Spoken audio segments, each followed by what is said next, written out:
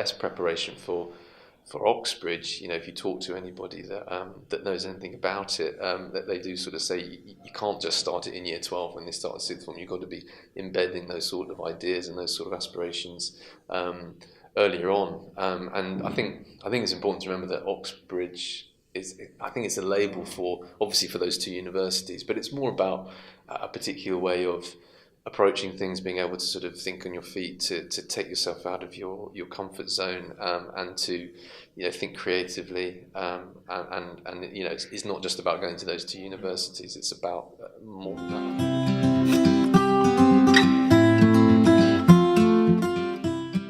The conference was actually really useful to me, especially because I wasn't really considering Oxbridge seriously before going to this conference.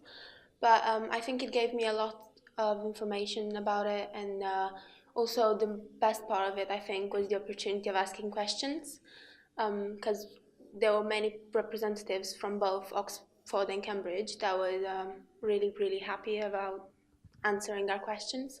So I think it was good because I had the opportunity to hear directly from them how life at Oxbridge is and what being a student at Oxbridge implies.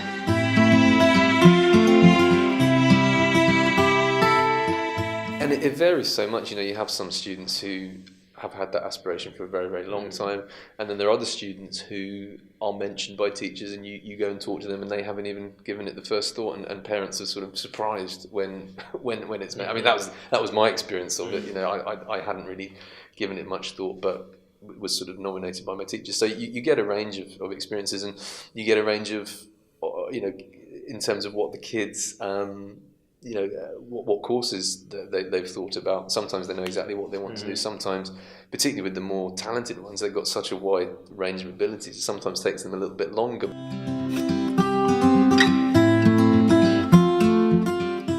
It's about giving the maximum opportunities to the students in our school who have demonstrated exceptional academic ability, whether that be in their GCSEs or lower down the school, looking at their performance in class.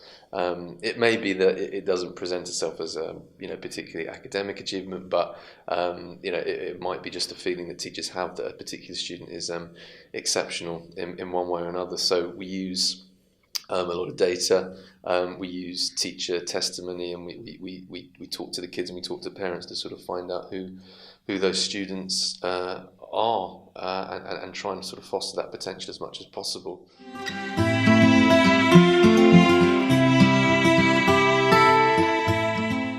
It's not just for potential Oxbridge people, it's just anyone who's aiming at a Russell Group university and just wants to step outside the academic comfort zone.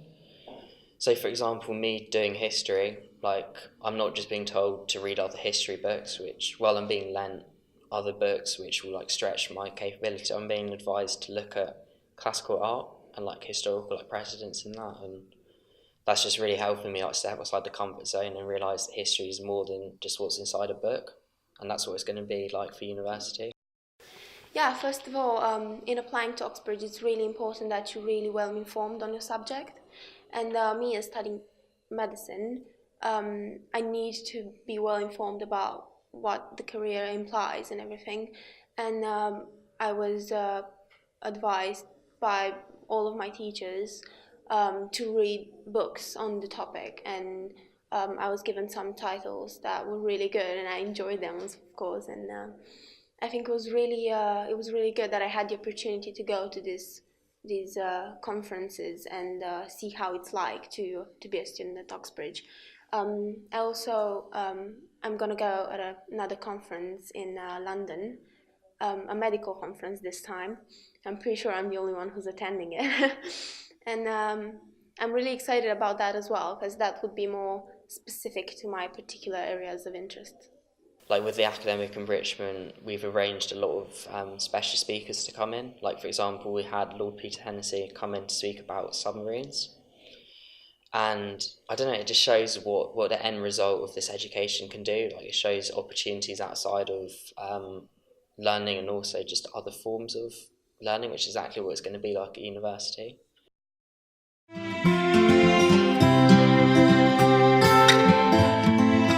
In terms of what else we sort of give to the students, obviously what we try and do first of all is give them some guidance on the right courses for them, whether the subjects that they're selecting in year 11 are going to enable them to do the courses that they're that they're interested in, so that when they hit year 12 they're ready for it.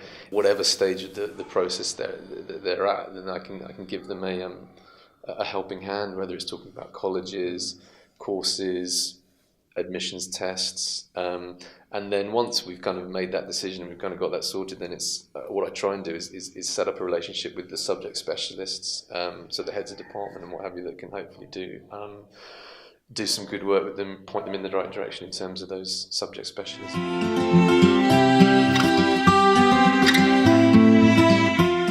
Again, I come back to that idea that sort of Oxbridge isn't just about Oxford and Cambridge. It sounds a bit of a strange thing to say, but it's more about a way of getting the kids, engaged with their subjects, intellectually excited about it. By doing that extra reading, as you say, they might not get their place at their chosen college at Oxford or Cambridge, but they're certainly going to be in with a much better shot of accessing the other top unis, the Russell Group unis, and I think that's really, really important. And I think that's also something I try and impress upon them, that by aiming high, that they shouldn't be disappointed if they don't get the Oxford or Cambridge offer, but they'll still come out with something that's really worth worth having, and that's certainly been for the last couple of years my experience of it.